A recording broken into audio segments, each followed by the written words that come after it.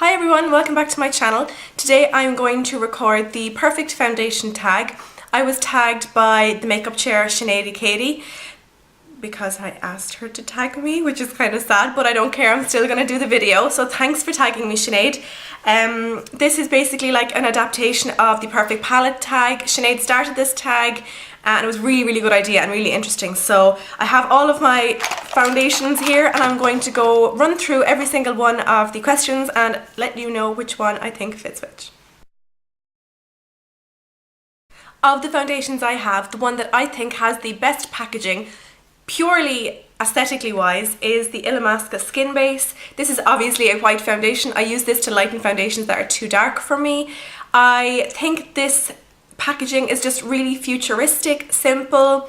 Because it's upside down, you always have product ready to come out. I just think it's really nice packaging.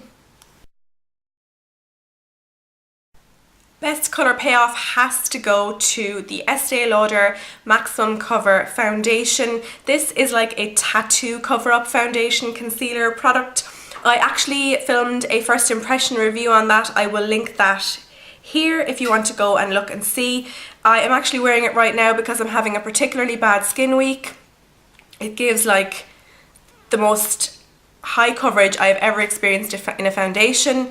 It is not suitable for the very oily skins. It's also not great for very dry skins because it clings to dry patches, but in relation to colour payoff, this is by far the best I've ever found. Most versatile goes to the Rimmel Lasting Finish 25-hour foundation. I adore this foundation.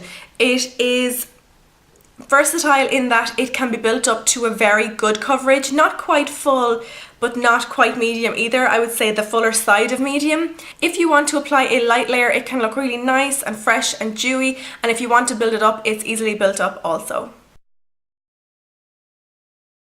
Best for travelling is the Garnier BB Cream. This is the Skin Perfector and this is the combination to oily skin version. It absolutely has to be the oily skin version and not the normal to dry. I find this brilliant for travelling because it is a squeezy tube. It doesn't take up too much space. The colour I find quite versatile. It suits me if I'm pale or if I even have a little bit of fake tan on. So if I was to go travelling to the sun and pick up a little bit of colour, it would still suit. It also holds up really well during the day. If you apply this in the morning, it will still be going strong by the evening. My biggest regret is another BB cream, and this is the 17 Blemish Balm.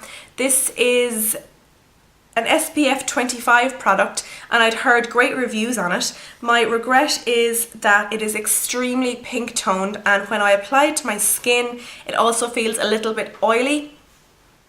So if you have dry skin and skin with a very pink tone, this might suit you, but this is a big regret of mine and I won't be repurchasing it. Best colour names. This was a bit of an odd one for me because none of the foundations I have or I've ever really heard of have any creative names, but in relation to versatility, I think the Estee Lauder Double Wear colour names are really good because you can have neutral tones, cool tones or warm tones, and that's indicated on the bottom.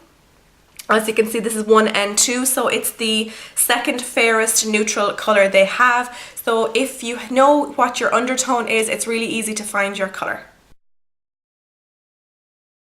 My least used foundation, if you saw my products I regret buying video, I will link that here if you want to see it, is the CoverGirl Outlast Stay Fabulous 3-in-1 foundation. This is only available in America, however we have an alternative here on this side of the pond in the form of the Max Factor. I think it's the Infinity 3-in-1 foundation. It's the exact same product. Everyone raves about this foundation, but it just breaks me out and doesn't sit quite right on my skin. So this is my least used, so this more or less stays at the back of my drawer.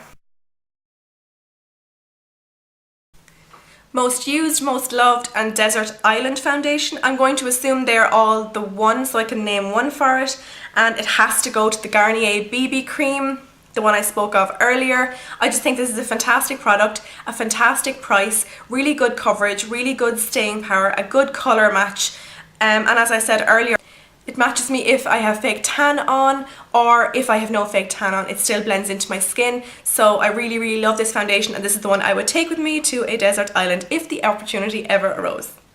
So that's the perfect foundation tag. I'm going to list a number of YouTubers down below that I tagged to do this video. Thank you so much for watching, and thank you so much for tagging me, Sinead. I really appreciate it. Take care, everyone. Bye!